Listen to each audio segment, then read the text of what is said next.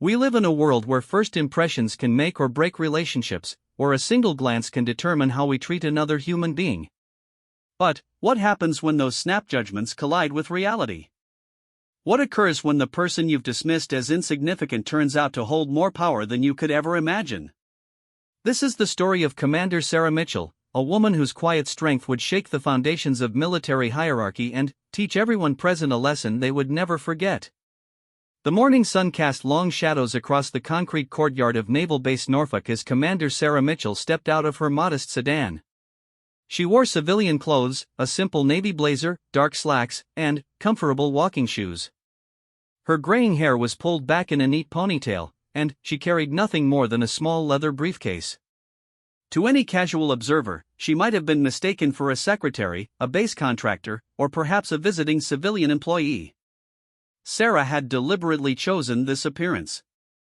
After 32 years of naval service, she had learned that sometimes the most valuable insights came when people didn't know who you really were.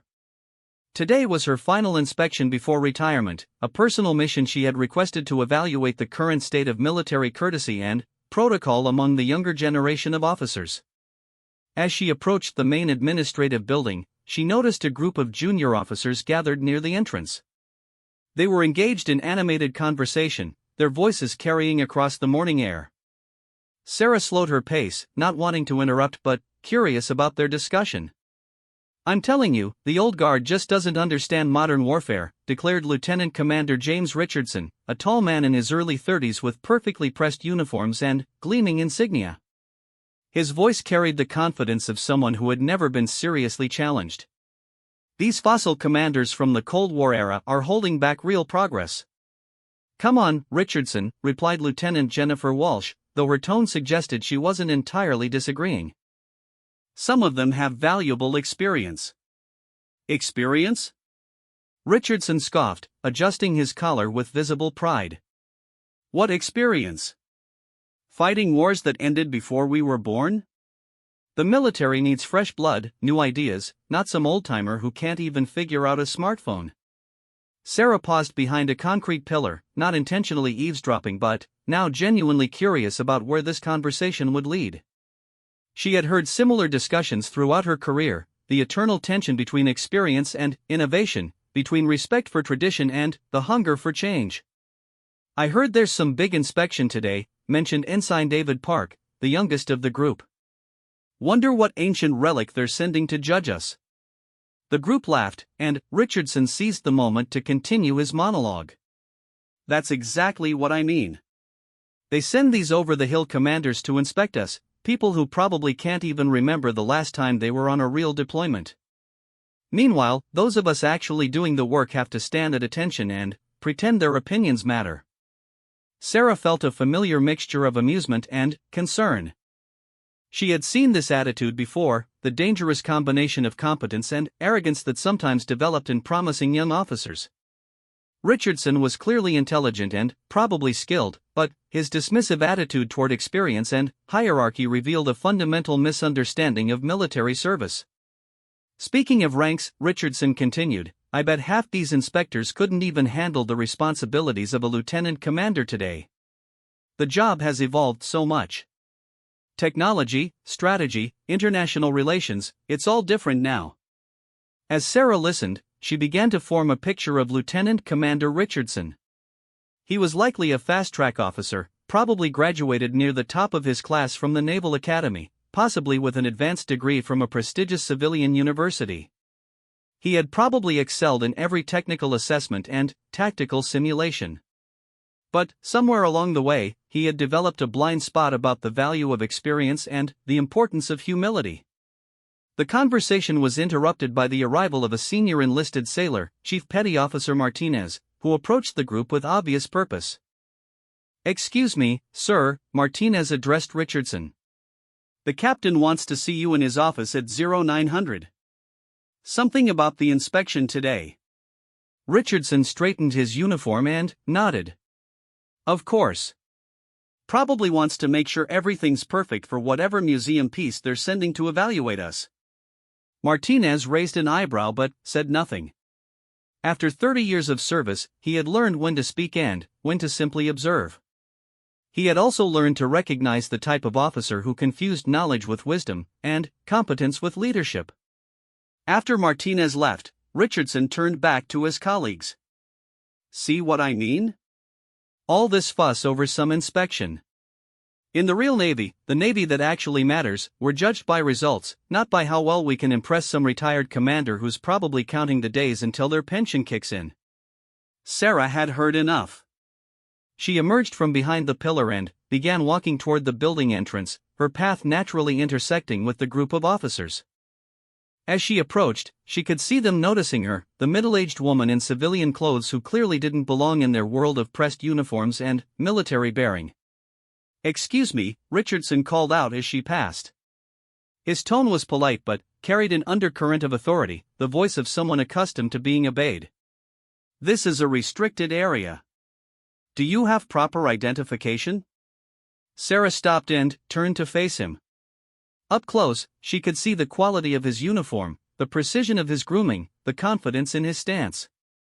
He was clearly a competent officer in many ways, which made his attitude all the more disappointing. "I do have identification," she replied calmly, "but I was hoping to observe normal protocol for a few more minutes."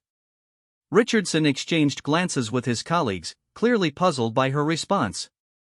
"Ma'am, I'm going to need to see that identification now. Security protocols require all civilians to be properly badged and escorted." "Of course," Sarah nodded. "May I ask your name and rank, officer?" The question seemed to surprise Richardson. Most civilians, when confronted by military authority, became immediately deferential. This woman, however, spoke with a calm confidence that suggested she was accustomed to asking questions and receiving answers. "Lieutenant Commander James Richardson, United States Navy," he replied, his chest swelling slightly with pride. "And you are?" "Someone who's very interested in your perspective on military leadership," Sarah replied. "I couldn't help but overhear your conversation about experience versus innovation in the modern Navy." Richardson's expression shifted to one of interest mixed with caution. Perhaps this was a journalist, or maybe a consultant working on some efficiency study. Either way, it was an opportunity to share his views with someone who might have influence. "Well, yes," he said, relaxing slightly. "It's something I feel strongly about. The Navy needs officers who understand current technology, current threats, current strategies. Too often, we're held back by outdated thinking from officers who earned their ranks in a completely different era." "Interesting perspective," Sarah said. "And what rank would you consider sufficient to make decisions about modern naval operations?" The question caught Richardson off guard. "I'm sorry?" "Well, you mentioned that experience from earlier eras might not be relevant to current operations. I'm curious about where you would draw the line. Captain? Admiral? At what point does an officer's experience become valuable rather than obsolete?" Richardson glanced at his colleagues, sensing that this conversation was moving in an unexpected direction. But his confidence in his own views overrode any caution he might have felt. "Look, it's not really about rank," he said. "It's about relevance. I know lieutenant commanders who understand modern warfare better than some captains who've been coasting on past achievements. Rank doesn't automatically equal competence." "A fair point," Sarah agreed. "But surely experience has some value? The ability to see patterns across different conflicts, to understand how political situations evolve, to mentor younger officers?" "Of course experience has value," Richardson said, warming to the topic. "But the right kind of experience. Someone who's actually been engaged in current operations, who understands modern technology, who's been tested in today's environment. Not someone who's been pushing papers for the last decade while the real Navy moved forward without them." Sarah nodded thoughtfully. "And what about respect for hierarchy? The chain of command?" "Essential," Richardson replied without hesitation. "But it has to be earned respect, not just automatic deference based on age or time in service. If a senior officer can't keep up with modern demands, why should junior officers pretend otherwise?" The conversation was interrupted by the approach of another figure, Captain David Morrison, the base commanding officer. Even at a distance, his purposeful stride and the way other personnel automatically moved out of his path marked him as someone of significant authority. "Commander Richardson," he called out as he approached. "I see you've met our special inspector." Richardson looked confused. "Sir?" Captain Morrison's expression was carefully neutral, but Sarah could see the hint of a smile in his eyes. Morrison had been one of her junior officers 15 years earlier, and he clearly understood what was happening. "Lieutenant Commander Richardson," Morrison continued, "I'd like you to meet Commander Sarah Mitchell. She's here for the leadership evaluation we discussed." The color drained from Richardson's face as he processed this information. The middle-aged woman in civilian clothes, the person he had been lecturing about military hierarchy and the irrelevance of experience, was not only a commander but was here specifically to evaluate leadership. "Commander Mitchell," Morrison continued, "has been conducting an informal assessment of protocol and military courtesy. I believe you've already had quite a conversation." Sarah watched as Richardson struggled to process this new reality. She could see the wheels turning in his mind as he replayed their conversation, realizing how his words might be interpreted by someone with the authority to influence his career. "Ma'am," Richardson said, his voice now noticeably different. I didn't realize." "No need to apologize," Sarah said calmly. "You were sharing your honest opinions, which is exactly what I hoped to hear. Tell me, though, now that you know my rank, do you feel differently about the value of my experience?" It was a question that cut to the heart of the matter. Richardson found himself in an impossible position. If he said yes, he would be admitting that his earlier statements were wrong, that rank and experience did matter. If he said no, he would be continuing to dismiss the qualifications of a superior officer. That is. Richardson struggled for words. "It's all right, Lieutenant Commander," Sarah said. "This is exactly the kind of situation that young officers need to learn to navigate. The question isn't whether you should change your opinions based on someone's rank, but whether you should express those opinions without fully understanding the situation you're in." Captain Morrison watched the exchange with interest. He remembered his own early encounters with Commander Mitchell, how she had a unique ability to create teaching moments that stayed with officers for their entire careers. "Commander Mitchell," Morrison said, "perhaps we should continue this discussion in a more formal setting?" "Actually," Sarah replied, "I think this is exactly the right setting. Real leadership lessons happen in real situations, not in conference rooms." She turned back to Richardson, who was now standing at unconscious attention despite the informal nature of the conversation. "Lieutenant Commander Richardson, you raised some important points about the balance between experience and innovation. These are questions that every generation of military leaders has to grapple with. The challenge isn't choosing between them, but learning how to integrate both." Richardson nodded, though his earlier confidence had evaporated. "You also mentioned the importance of earning respect rather than demanding it based on rank alone," Sarah continued. "That's absolutely correct.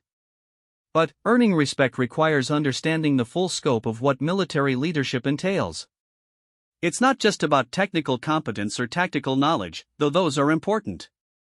It's also about understanding people, building trust, making decisions with incomplete information, and accepting responsibility for outcomes you can't control."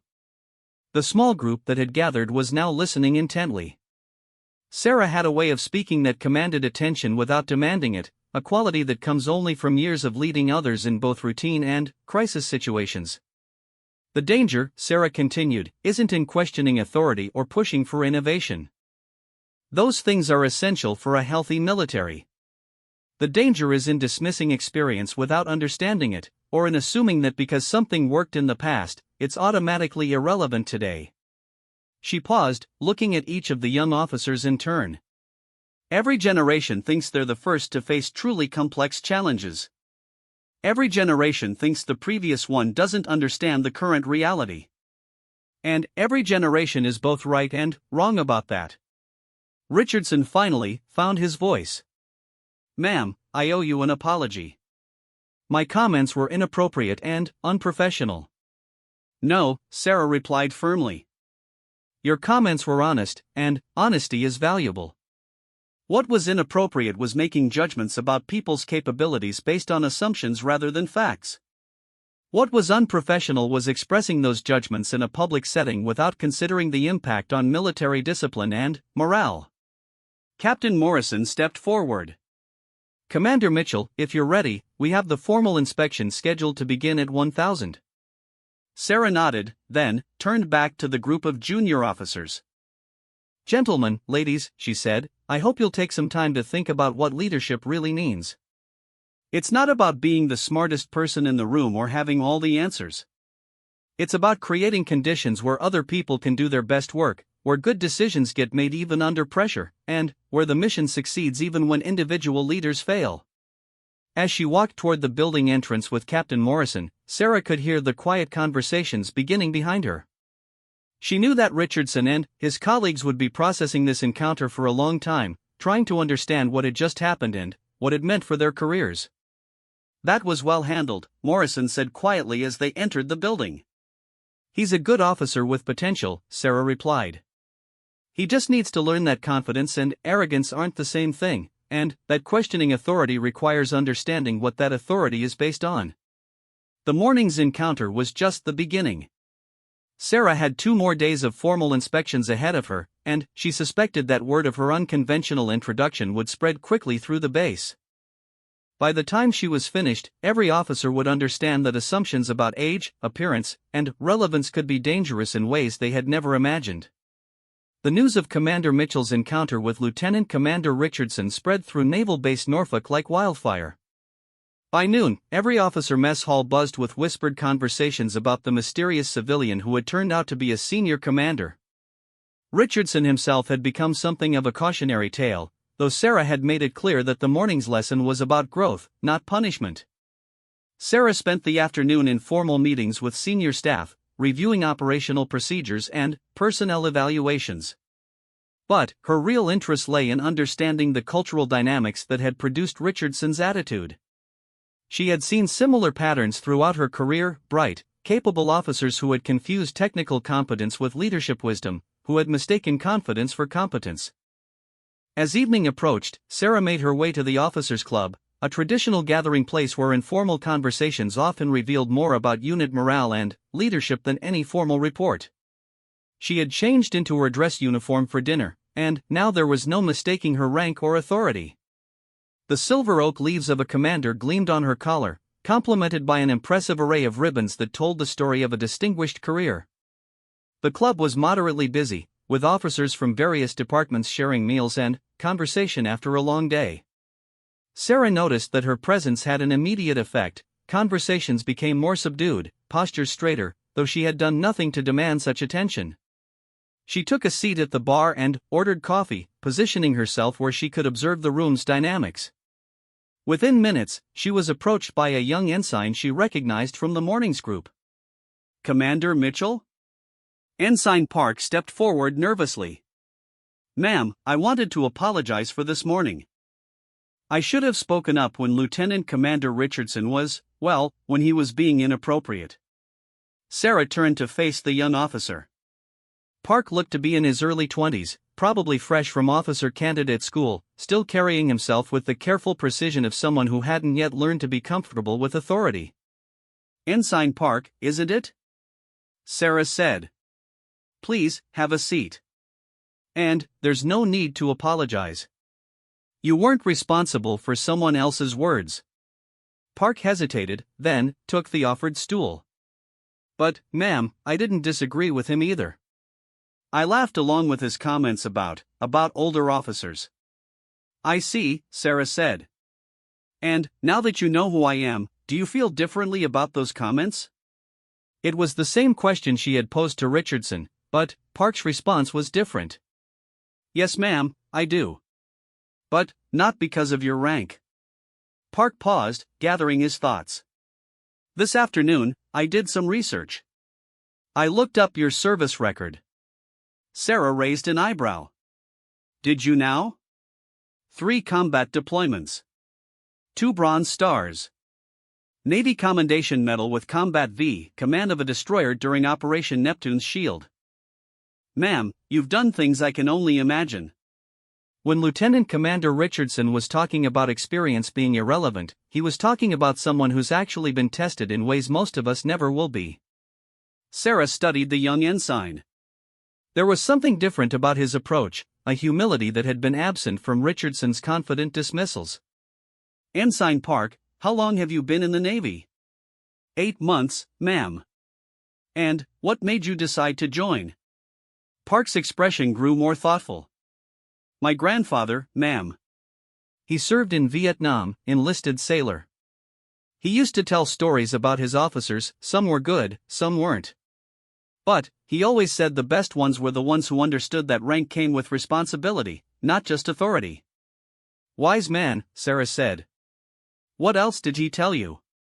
"That the Navy would teach me things I couldn't learn anywhere else, but only if I was smart enough to listen to people who knew more than I did." Park paused. "This morning, I wasn't listening very well." Their conversation was interrupted by the arrival of Lieutenant Walsh, the female officer from the morning group. She approached with obvious reluctance, her professional demeanor barely concealing her discomfort. "Commander Mitchell, ma'am," Walsh said formally. "May I join you?" Sarah gestured to another stool. "Of course, Lieutenant. Ensign Park and I were just discussing the value of listening to experienced voices." Walsh took a seat, her posture rigid with tension. "Ma'am, I wanted to discuss this morning's incident." "I'm concerned about the impact on Lieutenant Commander Richardson's career." "Are you?" Sarah asked. "Why?" The question seemed to surprise Walsh. "Well, ma'am, he's actually a very good officer. His performance evaluations are excellent, his technical knowledge is outstanding, and his people respect him." "But?" Sarah prompted. Walsh struggled with how to continue. "But he has this blind spot, I guess. About authority, about experience.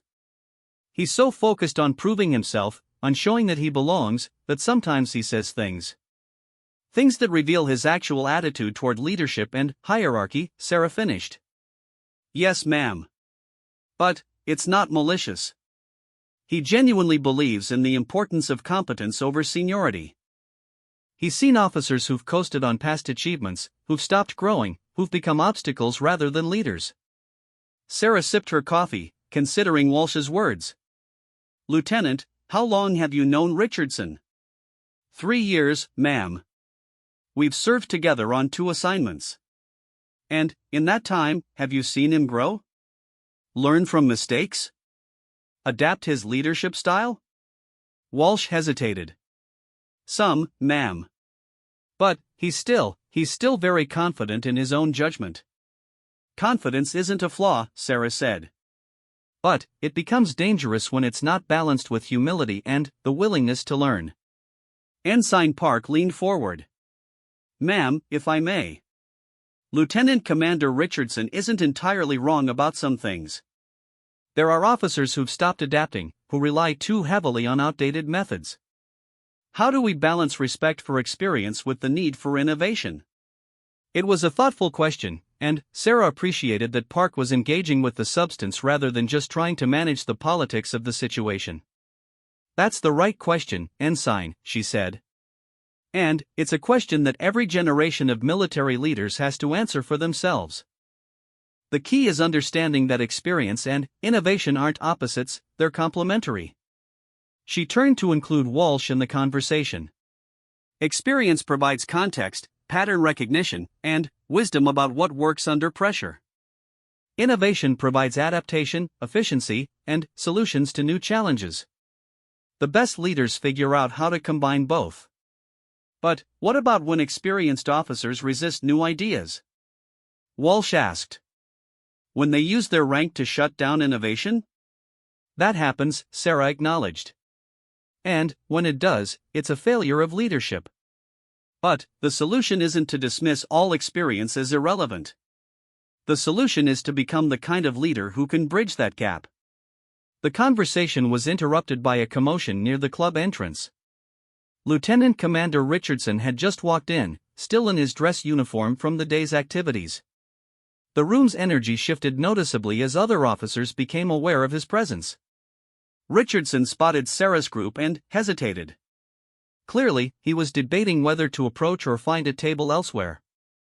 After a moment's consideration, he straightened his shoulders and walked toward them.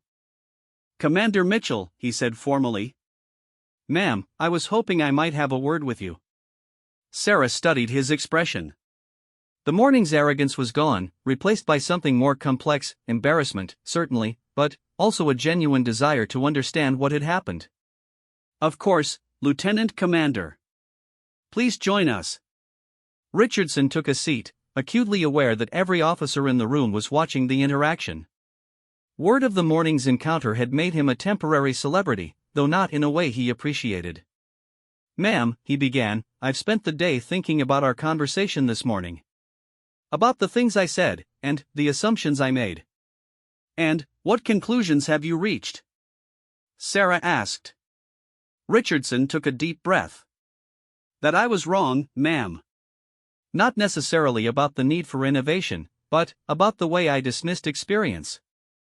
About the way I talked about senior officers without knowing anything about their actual capabilities."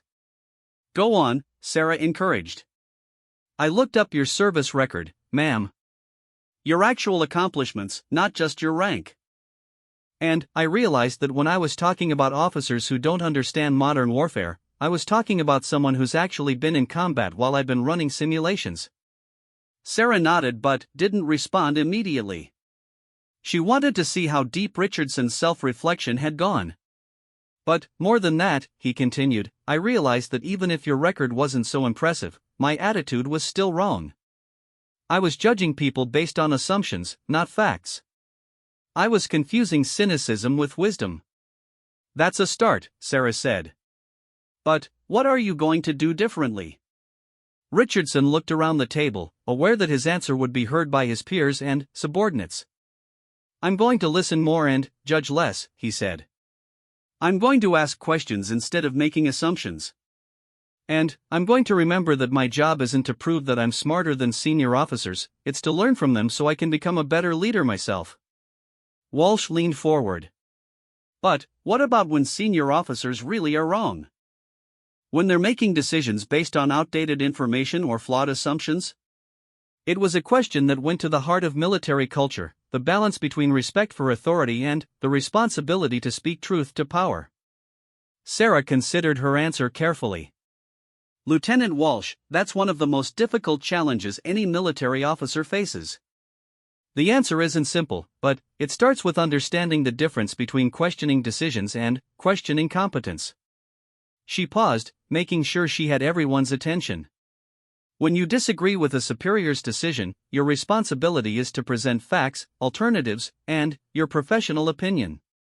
You do it respectfully, professionally, and through appropriate channels. What you don't do is assume that disagreement means incompetence, or that your perspective is automatically correct because it's newer or more technical." Ensign Park raised his hand slightly. "Ma'am, what if the superior won't listen? What if they shut down discussion?" "Then, you've learned something important about that particular leader," Sarah replied. "But, you don't generalize that experience to all senior officers. And, you definitely don't use it as justification for disrespecting authority in general." Richardson shifted in his seat. "Ma'am, I think I was using isolated negative experiences to justify a broader attitude problem. I've seen some senior officers who seemed out of touch, and I let that color my view of all experienced leadership."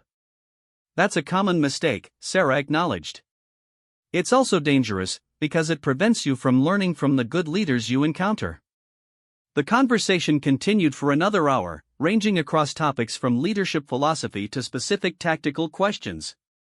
Sarah found herself impressed by the intellectual engagement of the junior officers, even as she worked to correct their attitudes toward authority and experience.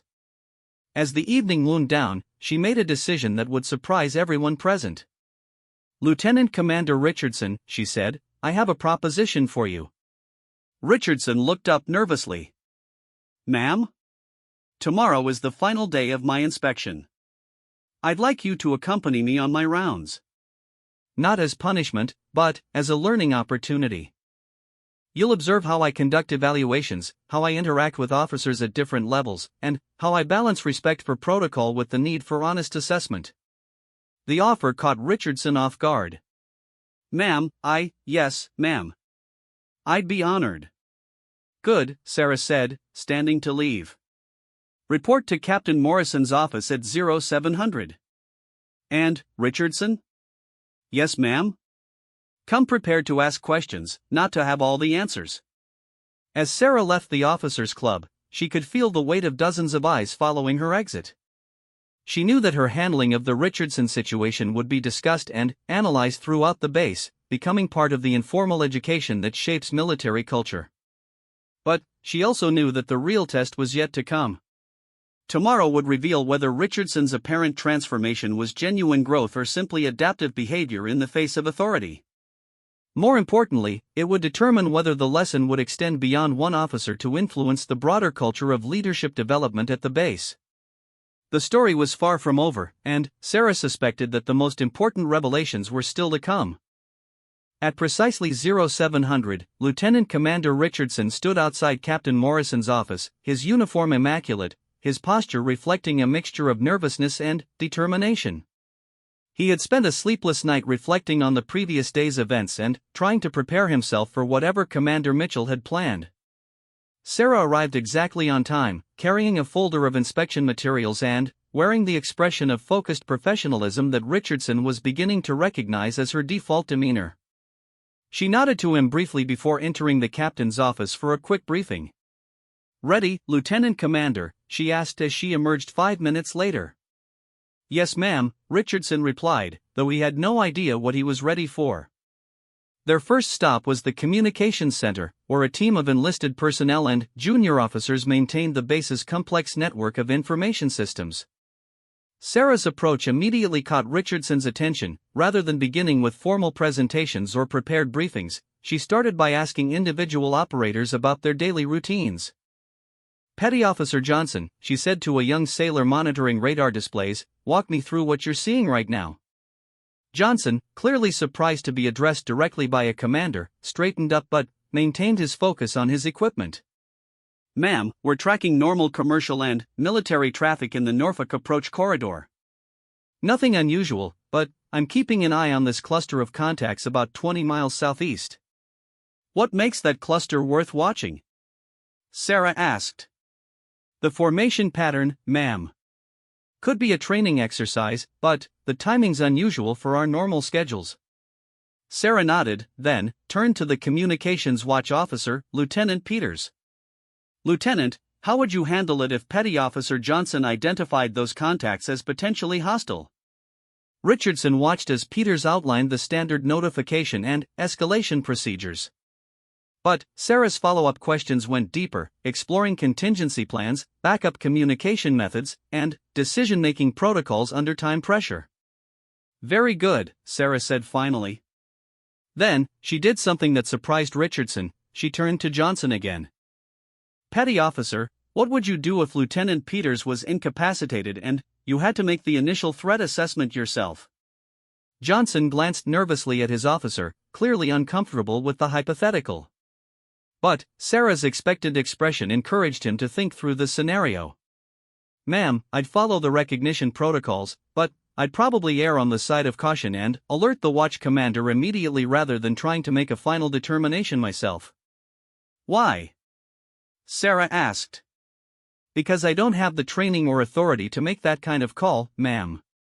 But I do have the training to recognize when something needs to be escalated."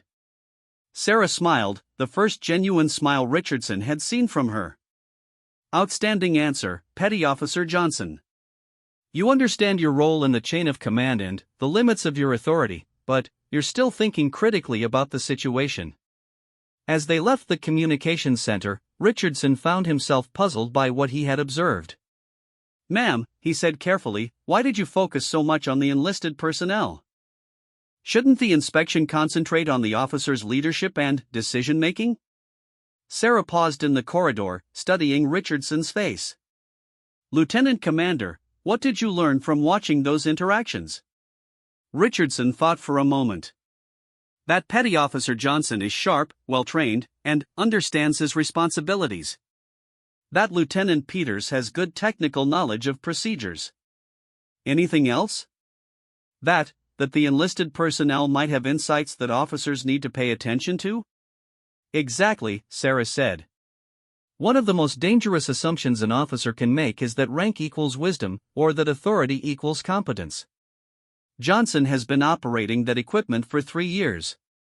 He sees patterns and anomalies that a newly assigned officer might miss. Peters is smart to listen to him.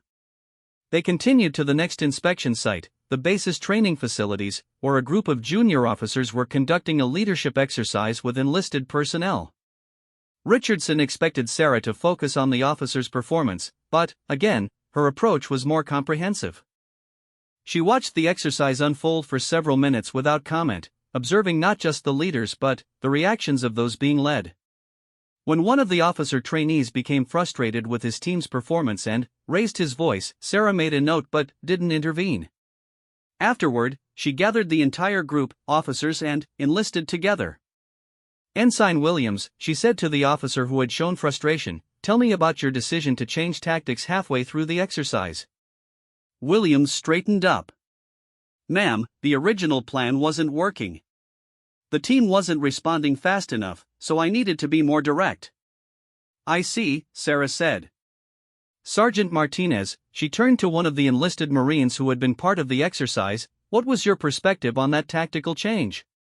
Martinez glanced at Williams, clearly uncomfortable being asked to comment on an officer's performance in front of that officer. But Sarah's expression encouraged honesty. "Ma'am, the original plan was working, but it needed more time. When the ensign started shouting, it made everyone nervous, and we started making mistakes we wouldn't normally make." Richardson watched Williams' face as he processed this feedback. The young officer clearly hadn't realized the impact of his frustration on his team's performance. "Ensign Williams," Sarah continued, "what do you think about Sergeant Martinez's assessment?"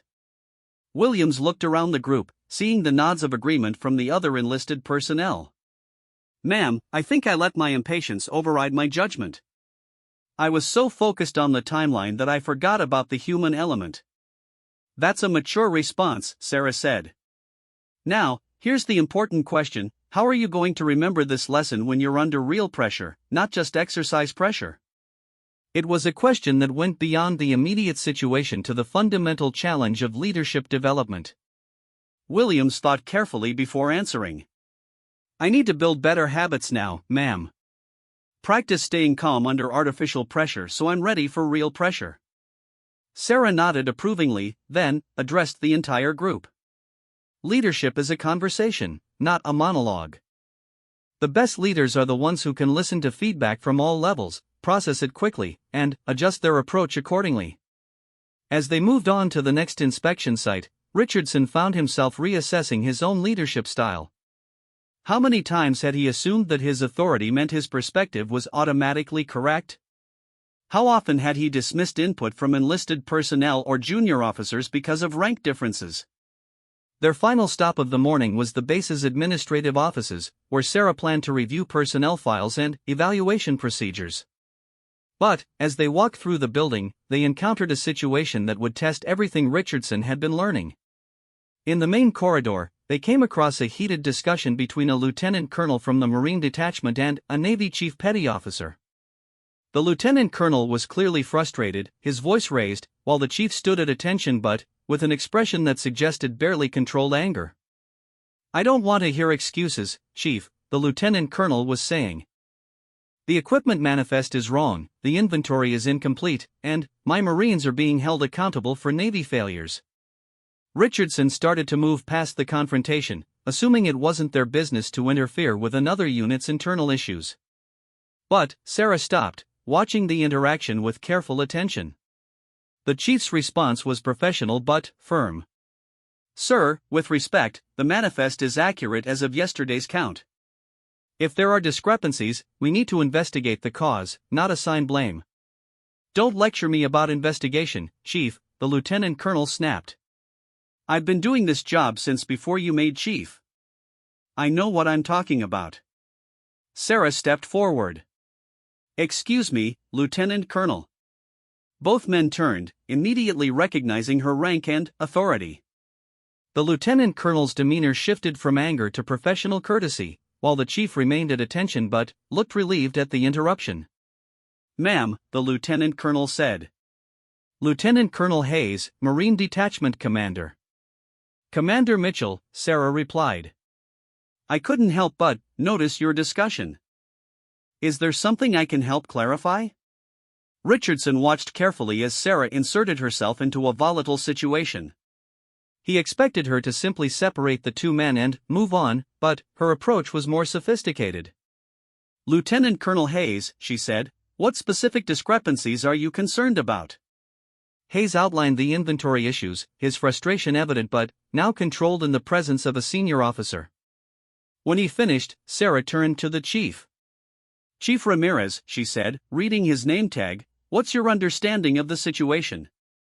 Ramirez provided his perspective, which differed significantly from Hayes' account. The discrepancy wasn't in the inventory itself but in the timing of equipment transfers and the updating of records. "I see," Sarah said. "It sounds like there's a process problem, not a competence problem." "Lieutenant Colonel, Chief, I'd like you to work together to identify where the disconnect is occurring." "Chief, you have the detailed knowledge of the system." "Lieutenant Colonel, you have the operational perspective on what's needed. Between the two of you, you should be able to solve this." She paused, letting both men process her approach. "But let me be clear about something else. Lieutenant Colonel Hayes, your experience is valuable, but it doesn't give you the right to dismiss Chief Ramirez's expertise in his area of responsibility. Chief Ramirez, your technical knowledge is essential, but you need to help Lieutenant Colonel Hayes understand the system, not just defend it." Both men nodded, their postures and expressions indicating that they understood not just the immediate problem but the broader lesson about collaboration and respect. As Sarah and Richardson continued down the corridor, Richardson realized he had just witnessed a masterclass in leadership intervention. "Ma'am," he said, "how did you know that was a process problem rather than a performance problem?" "Experience," Sarah replied. "I've seen similar conflicts dozens of times. Usually, when experienced officers from different services clash over technical issues, it's because they're operating from different assumptions about how things should work, not because either one is incompetent." "But how did you get them to work together instead of just ordering them to stop arguing?" Sarah stopped walking and turned to face Richardson directly. "Lieutenant Commander, what did I do differently from what Lieutenant Colonel Hayes was doing?" Richardson thought carefully. "You listened to both sides. You acknowledged both of their areas of expertise. You focused on solving the problem rather than establishing who was right." "Exactly." Hayes fell into the trap of thinking that his rank and experience meant he was automatically right. But leadership isn't about being right, it's about getting the right outcome. They spent the rest of the morning completing the formal inspection requirements, but Richardson's mind kept returning to the encounters he had observed. Each interaction had revealed something new about Sarah's approach to leadership, and, by extension, the gaps in his own understanding. As they broke for lunch, Sarah made an unexpected suggestion. "Lieutenant Commander, I'd like you to conduct the afternoon inspection of the maintenance facility." "I'll observe, but you'll lead." Richardson felt a surge of panic. "Ma'am, I don't think I'm qualified to." "You're qualified to ask questions and listen to answers," Sarah interrupted. "You're qualified to treat people with respect regardless of their rank. And you're qualified to focus on solving problems rather than proving your authority. That's all you need." The afternoon inspection became Richardson's practical examination in everything he had been learning. Initially nervous and overly formal, he gradually found his rhythm as he remembered Sarah's examples from the morning. When he encountered a complicated technical problem with aircraft maintenance schedules, he resisted his impulse to immediately propose solutions. Instead, he asked the maintenance chief to explain the constraints, listen to suggestions from the technicians, and work to understand the full scope of the challenge before offering any opinions. When a young airman seemed reluctant to speak openly about a safety concern, Richardson remembered Sarah's approach with Petty Officer Johnson and created space for the airman to share his perspective without fear of contradiction or dismissal. Most importantly, when he found himself disagreeing with a senior enlisted advisor's recommendation, he expressed his concern as a question rather than a correction, opening a dialogue that led to a better solution than either of them had initially considered. Sarah watched it all with growing satisfaction. Richardson was demonstrating that his transformation over the past 2 days was genuine, that he had internalized lessons about leadership that many officers never learn. As the inspection concluded, they found themselves back where they had started 2 days earlier, in the courtyard where Richardson had first dismissed the value of experience and revealed his problematic attitudes toward authority. "Lieutenant Commander," Sarah said, "what have you learned?" Richardson looked around the courtyard, remembering his confident pronouncements about modern warfare and irrelevant experience. The memory made him cringe. "I've learned that I was confusing knowledge with wisdom," he said slowly. "I thought that because I understood current technology and tactics, I understood leadership. But leadership isn't about being the smartest person in the room, it's about helping everyone in the room be smarter together." Sarah nodded. "What else?" "That rank represents responsibility, not superiority. That experience has value even when it doesn't directly apply to current situations. And that my job as a junior officer isn't to prove that senior officers are wrong, but to learn from them so I can become a better leader myself." "Those are important lessons," Sarah agreed. "But here's the most important question: how are you going to remember them when you're under pressure, when you're frustrated, when you're convinced you're right and everyone else is wrong?" It was the same question she had asked Ensign Williams during the training exercise, and Richardson understood that it went to the heart of character development. "I need to practice humility when it's easy," he said, "so I can maintain it when it's hard. I need to build habits of listening and questioning assumptions, so they become automatic responses rather than conscious efforts." Sarah smiled, that same genuine smile Richardson had seen her give to Petty Officer Johnson. "Lieutenant Commander Richardson," she said, "you have the potential to be an excellent leader. You're intelligent, competent, and you care about getting things right. Now you're also learning wisdom and humility. That's a powerful combination." As they prepared to part ways, Richardson had one final question. "Ma'am, why did you give me this opportunity? After the way I behaved, after the things I said about senior officers, why didn't you just write a negative evaluation and move on?" Sarah considered her answer carefully. "Because I've been where you are, Lieutenant Commander. Not exactly the same situation, but the same overconfidence, the same assumption that I understood more than I actually did. Someone gave me a chance to learn and grow instead of just being punished for my mistakes." She paused, looking around the courtyard one final time. "The Navy invests years in training officers like you. Your technical competence, your intelligence, your leadership potential, those things are valuable. It would be wasteful to destroy a career over correctable attitude problems. But, more than that, the people you'll lead in the future deserve to have you at your best, not just competent but wise." As Sarah walked away, Richardson remained in the courtyard, processing the events of the past 2 days. Around him, the normal activities of base life continued: junior officers hurrying to meetings, enlisted personnel going about their duties, senior officers moving with the confident stride that comes from years of experience. But Richardson saw it all differently now. Instead of a hierarchy to be challenged or a system to be reformed, he saw a community of professionals, each with something to contribute, each deserving of respect and consideration. The transformation wasn't complete. Character development is a lifelong process, not a weekend seminar. But the foundation had been laid for the kind of leader Richardson could become, if he continued to build on the lessons he had learned. 3 months later, Richardson would receive his first command assignment, leading a team of both experienced and newly trained personnel. His approach would be markedly different from what it might have been before his encounter with Commander Mitchell. He would listen more and assume less. He would ask questions instead of providing answers. And he would remember that true leadership meant helping everyone around him succeed, not proving his own superiority. Commander Sarah Mitchell retired 2 weeks after completing her inspection of Naval Base Norfolk. Her final evaluation report noted the generally high quality of personnel and operations, but it focused particularly on the leadership development potential she had observed among junior officers.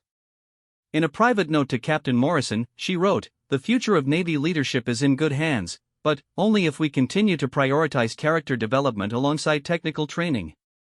The officers I met have tremendous potential, but they need mentorship and guidance to reach it. Richardson, in particular, has the potential to be exceptional if he continues to grow in wisdom and humility." Years later, when Richardson had advanced to captain and was conducting his own inspections and evaluations, he would often think about those 2 days with Commander Mitchell. He would remember the lesson that assumptions could be dangerous, that experience had value, and that true leadership meant serving others rather than serving yourself. And, when he encountered young officers who reminded him of his former self, confident, competent, but lacking in wisdom and humility, he would remember Sarah's example and create opportunities for growth rather than punishment, for learning rather than simply correcting. The story of "What's Your Rank" became part of the informal education system that shapes military culture, passed down through conversations in officer clubs and leadership seminars. But its real impact was in the careers and character of the officers it touched, and in the countless people they would lead throughout their service. Some lessons can only be learned through experience. Some wisdom can only be gained through humility. And, sometimes, the most important education happens not in classrooms but in the moments when our assumptions collide with reality, and we're forced to choose between defending our pride and embracing growth. Richardson chose growth, and, in doing so, he honored both his own potential and the legacy of leaders like Commander Sarah Mitchell, who had chosen to invest in his development rather than simply judge his mistakes.